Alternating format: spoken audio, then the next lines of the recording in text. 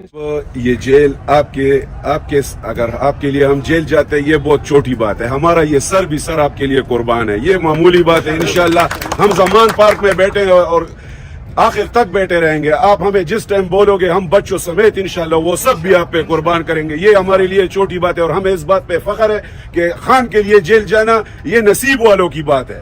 جس کے نصیب میں ہوگا وہ خان کے لیے جیل جائے گا اور ہم خان کے لیے سر بھی انشاءاللہ اپنا قربان کریں گے. اس وقت اس ملک کے اوپر جو اس ملک کی تاریخ کی بدترین جو ظالم اور کرپٹ حکمران ہیں وہ اوپر بیٹھے ہوئے ہیں. خوف زدہ ہیں الیکشن سے, عوام سے.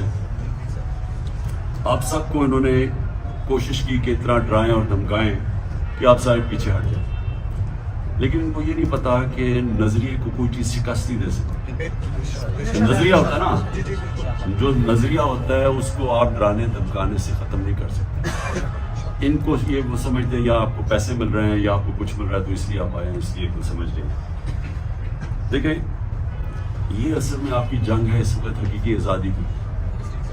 جب آپ آزادی کی جنگ اپنے آپ کو آزاد کرتی ہے نا قوم, تو اس کو ہمیشہ قربانیاں دینی پڑتی ہیں. آپ اس قوم کے وہ لوگ ہیں جنہوں نے مشکل وقت کے اندر بڑا صبر کیا. اللہ کو عزت سب سے زیادہ پسند. آپ نے ایک بڑے نظریے کے لیے قربانی دی, سیاست کے لیے نہیں دی, اپنے ملک کی حقیقی آزادی کے لیے. سو آپ کو کوئی فکر نہیں کرنی چاہیے.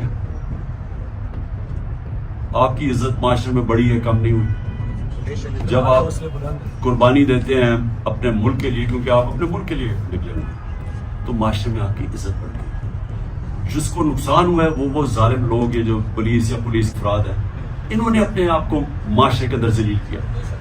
آپ نے نہیں کیا. آپ کی عزت بڑھی ہے, یہ نیچے گئے. لیکن انشاءاللہ یہ جو آپ کی جیل میں قربانی تھی یہ ضائع نہیں جائے گی.